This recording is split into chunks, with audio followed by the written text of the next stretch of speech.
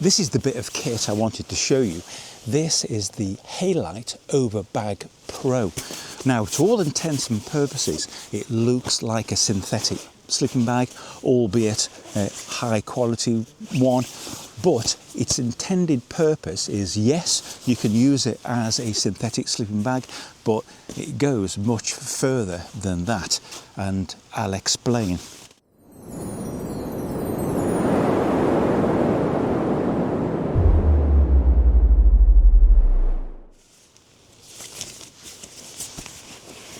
Now, this isn't mine. I've borrowed it from a friend, Paul. Thanks, Paul. The key to this bag's effectiveness in winter lies in that age-old problem of condensation in tents. And for that, we need to talk about the dew point and what happens to your sleeping environment that causes condensation, and how an overbag can keep you safer, warmer, drier, and just plain old more comfortable. So before we go any further, let me show you some of the features of this bag. Now, it comes in plain green as well, crocodile it's called, which would be my choice. This is the multicam version, which a lot of people might like, and straight away you can see it's a very large bag. I'll put the stats up now. It's got a large wide box shape at the bottom and a cavernous hood with a pillow pocket in here. You'll also see that there's heavy number 8 zippers with a good baffle inside, and there's a double zip at the bottom as well. A little bit like the Nortent sleeping bags I've shown you before, you can sit in here, cook, observe with your arms out, and you'll be comfortable and snug inside there.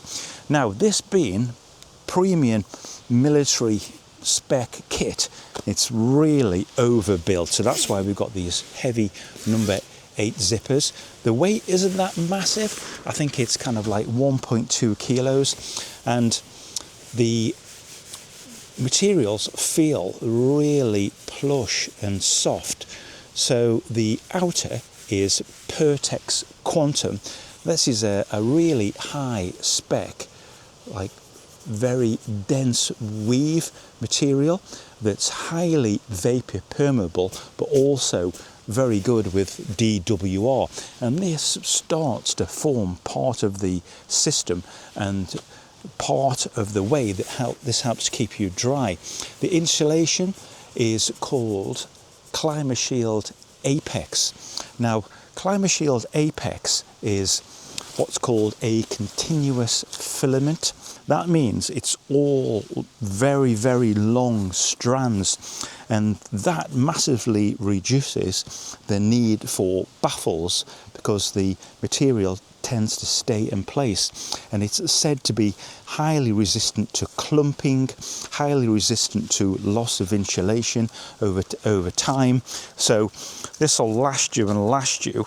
Part of the quality of materials and the insulation helps to explain its price point, which is £299. Now, showing you this, there's no financial advantage for me. I've borrowed this from a friend, but Norwegian military spec kit, just like the gear that comes out of Norway from the likes of Nortent and Fjern, is absolutely top drawer, and it's worth paying, in my opinion, a premium for this kit, because you know it's absolutely designed for the job. Now, why is it called an overbag? Now, before we go on, indulge me, because we've got to talk about condensation. Now, we all know it's a big problem in tents, and that is because of the dew point. Now, when we are sleeping in a confined space like this, we can't help it, but you and me are exhaling and perspiring somewhere between half a litre and a litre of water per night. Now, there'll be moisture in the atmosphere as well, and of course, moisture rises up from the ground where it's damp and that all forms water vapour in the atmosphere of your tent.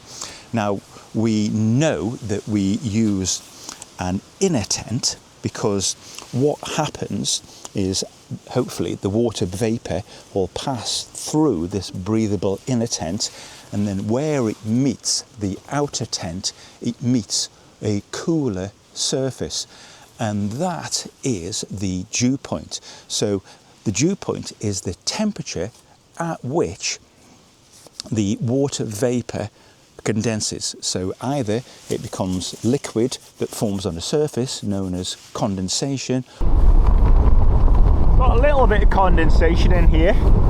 Or it becomes moisture in the air, you know, like little mini clouds. You've seen those in your breath even. That is the dew point at work. Now, this will work to a certain extent through the inner tent, but the big problem lies with our own sleep system. Now, I've been on multi-night trips before using a down bag, particularly in the Cairngorms this last winter, and I found after several nights that my sleeping bag was feeling very clammy and not as warm at all. Now, the problem is just like the tent, there is a temperature difference between the inside. Firstly, there's your body that's kind of perspiring. That water vapour goes into your sleeping bag and through your sleeping bag, and then where it meets the colder air on the outside, condensation forms on the outside of your sleeping bag. Now, this not being waterproof, and that's a good thing, because if it was waterproof it would hold the moisture inside. The water vapour will come out, and where it meets the colder air on the outside, it'll form condensation. And we've all had that problem as well, where the foot end of your sleeping bag can touch the tent, getting damp, causing you a big problem. And the last thing that you want is your down sleeping bag becoming damp. Now, what most of us quite rightly do is buy a sleeping bag that's suitable for the conditions and the temperature that we're sleeping in. But with that system, we'll have that big gradient between the inner and outer. Now, I've brought with me tonight a old mountain equipment Marathon 300. This is a really light sleeping bag. It's rated from plus 25 to 0, but you know, that's going to be more like plus 15 in my book. Now, an overbag like this has got a rating, but more, they talk about it being a system that adds a certain amount to your sleep system. And the Halite Overbag is quoted as adding plus 14 degrees Celsius to your system. So if I've got a sleeping bag that's rated to around plus 10, and I'll put it inside here, I've then got a flexible system that will be rated for around 0 to -5. And of course, every time I change the inner bag, so I'm thinking of my Nortent -5 bag, which is absolutely superb. That'll take me down to kind of like -20, and the Nortent -18 will take me down to around kind of like -30, where we're talking really kind of like Arctic and expedition temperatures, which next year I'm hoping to get down to. So I'm going to the Himalayas next year, and hopefully to Norway, so it's going to be an ideal opportunity. So now we start to see the sense and the flexibility of this system. So if you get too warm, it's easier to vent, open this up and just have your inner down bag. But their big trick lies in the dew point that we talked about before. Now, when I'm in this bag, sweating and panting away, hopefully not into the bag, what will now happen is my water vapour will come through the down bag, through the climate shield insulation, and then where it starts to meet the outside of the quantum and it'll come through. Water then will condense on the outside here. This is highly breathable, but also DWR. So the water will sit on the outside of the synthetic bag, and my down bag inside will stay relatively damp free, making it much better for multi-nights and even to be comfortable on one night. And this is a really big overbag because it's designed to fit up to full expedition size bags. So it won't be cramped, it should be really, really comfortable. And I can't wait to sleep in it tonight. But let me show you some of this DWR in action. This is my sleeping bag, just splash some water on there and straight away that's kind of like soaking into the material. Now I've wiped that off, but that little patch definitely feels damp. So it's a mild evening, so I'm going to leave this out to dry. Now, if I try the same thing on this, you can see the droplets just completely shed off there. And that feels now dry to the touch, no different. Absolutely fantastic. So, sorry Paul, whose bag it is, but I'm sure you don't mind for the demonstration purposes. Yeah, that's completely dry on there. So it'll start to give you some confidence if you are outside, say bivvying, or you had a catastrophe with your tent or tarp in storm conditions that left you exposed. You've got options for survival here. You've got options that have a water repellent outer, and it's going to kind of keep you safe. And I think this is what I'd want to be in if I was bivvying, just under a tarp. Wouldn't even have to think about a outer Gore-Tex bag. You'd be fine in this. In fact, it would give you superior performance, I think. We'll be getting in this later and see what it's like to sleep in. But, you know, so far, an impressive bit of kit. And incidentally, I'm going to do a series on different overbags coming up this winter. I've got several different systems I'm going to try. All so far what I've purchased myself, but I'll try and sort of source some others.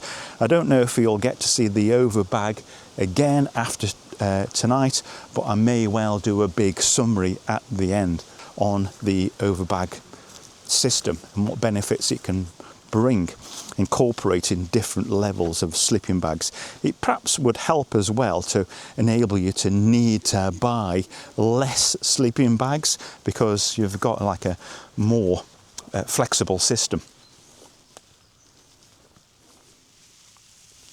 Andy's having a little go in here. I think suffice to say he's loving it. It was Andy and Paul that introduced me to the German bag system. What do you think? Very, very good, I like it. Okay, it's time to get ready for bed. There's the boys down in Hilleberg land. And here's the Fjern, looking pretty inviting. Now it's only about 11 degrees now, but it feels quite cold.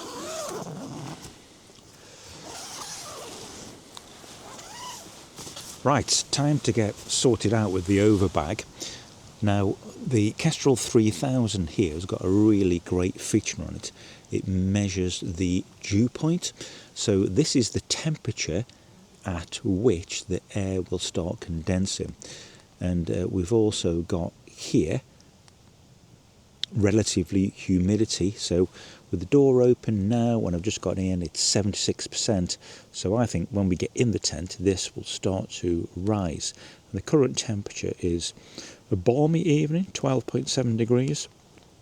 So if the temperature was to drop to 8.6, given the current humidity, that's the temperature where the air would start to condense. So we'll see how that changes once we're in the tent and all wrapped up. Okay, that's me in the tent, in the Halite bag with my marathon bag underneath there. So I'm going to take this merino off and I'm just going to sleep in Breen thermo mesh for kind of standardization and comfort. So of course the idea is the thermo mesh next to the skin really lets any kind of like moisture out, then through the sleeping bag and then through this. And I'll be monitoring the dew point as we go. The temperature now in here, it was 12 degrees when we first got in. It's risen to 20 now, but the humidity has gone up to 81%. Hope you can see that there. The dew point has also risen to 16.7 degrees. So when the temperature and the dew point meet, that's when we'll start to get condensation. And of course, the humidity will need to be higher as well. Okay, so we'll see how we go. Super cozy in here. It's a little bit warm actually to be testing this system properly. I'd prefer it if it was like near or below freezing, but you know, I've only got this kit on loan for a limited amount of time. I'd love to do more testing when the temperature is much colder, but we'll see how we go on tonight.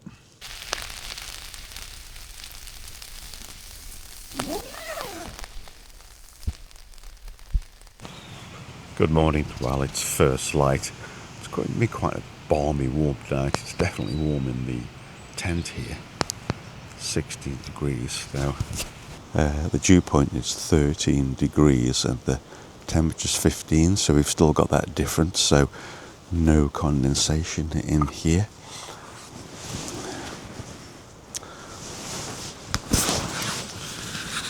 The Halite sleeping bag systems work really well. Yeah, so this is one great feature, a bit like the Nortent Ling sleeping bags.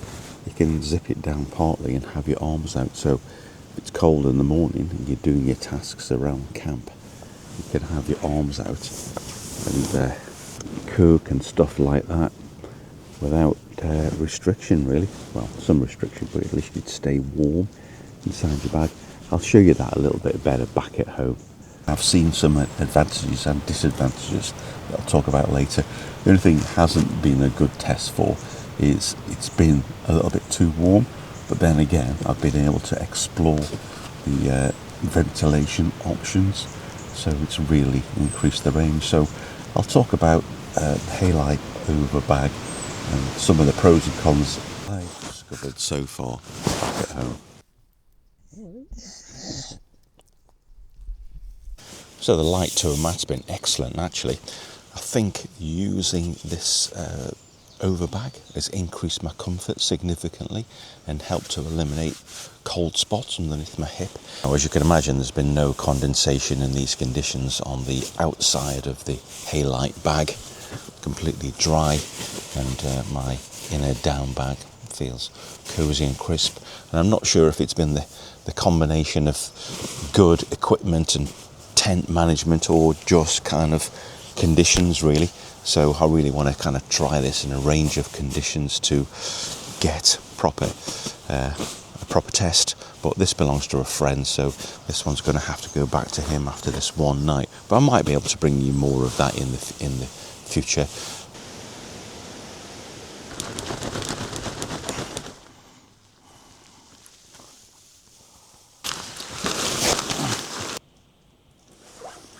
I'm back after the camp, and I just wanted to finish off this first look at the Halite Overbag Pro with a little look at stats, how it works with an expedition sleeping bag, and my thoughts after one night on the overbag system. Now, I've used double sleeping bags before, but never a dedicated overbag. Now, this has a waterproof seams sealed bag, and it measures, not squashed down at all, 24 centimeters across by 24 deep, but that will squish down more, and if we weigh it, that is 1.1 kilos. Now, if we compare that to this big -20 rated Nortent Expedition bag, that weighs 2 kilos, but you know, this is a serious bit of kit. But I just wanted to show you this and show you how it would integrate with the Halite. Now, I've also got the Ling -5 that did me most of the year round, but this one will take you down to -20. And if you think about this sleeping bag as well, that adds around +14. So this system would take you down under -30 degrees centigrade. So for most people, that's going to be kind of like overkill, except if you're in an extreme climate. But you can choose which bag you use inside this. So for most 3-season use, I would choose the Nortent Ling +5 sleeping bag, and for winter, the -5 integrated with this. So I think we can see even a roomy expedition bag, which these Nortents are, it still fits inside here. And don't be put off by the multicam. I know that's not everybody. It comes in like a plain green as well. So let's just put this inside. Now, a feature that you want to watch out for with any kind of really useful winter bag is these armholes here. So that means you can get up and move around, and the double zip on the Halite will integrate with that, so you can sit in this and have your arms out. Now, I'm not going to last long with this because this is going to be properly warm. It's already warm in this conservatory. Now, despite me being in a big bag there inside, that doesn't feel restrained around the feet at all. And I could have the hood up on the Ling sleeping bag and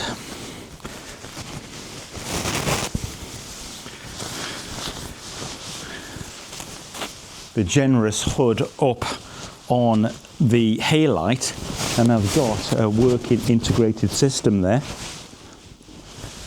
And I could be in seriously cold temperatures, cooking, using my arms.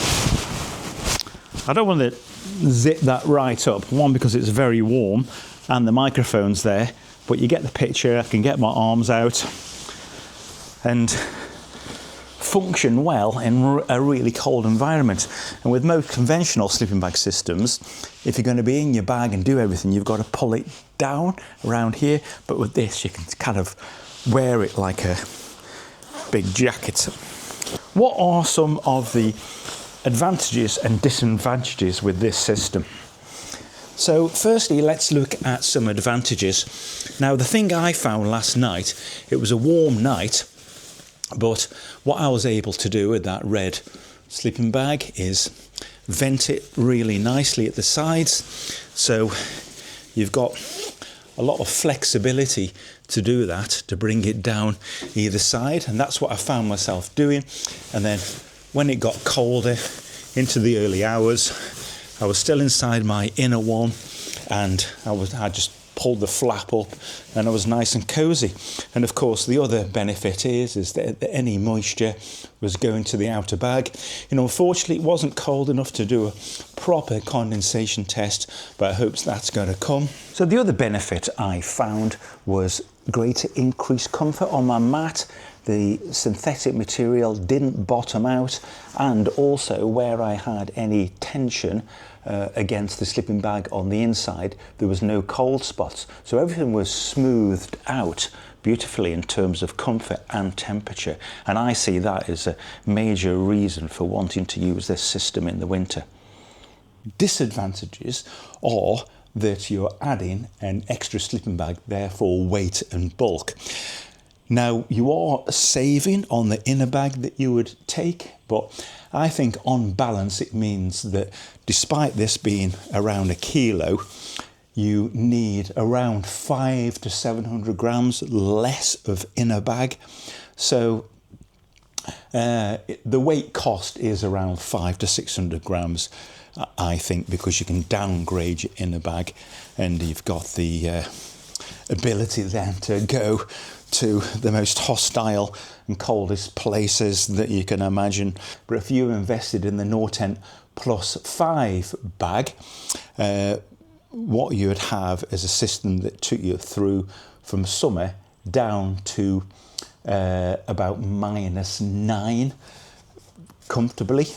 You had the 5, that would take you down to kind of like -20, so properly cold. But you know, I'm a cold sleeper. I think I need about 5 degrees more comfort range. And I'll put a link below to Nordic Life in the UK, and they are suppliers for Breen clothing and for the Halite Overbag Pro. So check out the link below to Nordic Life.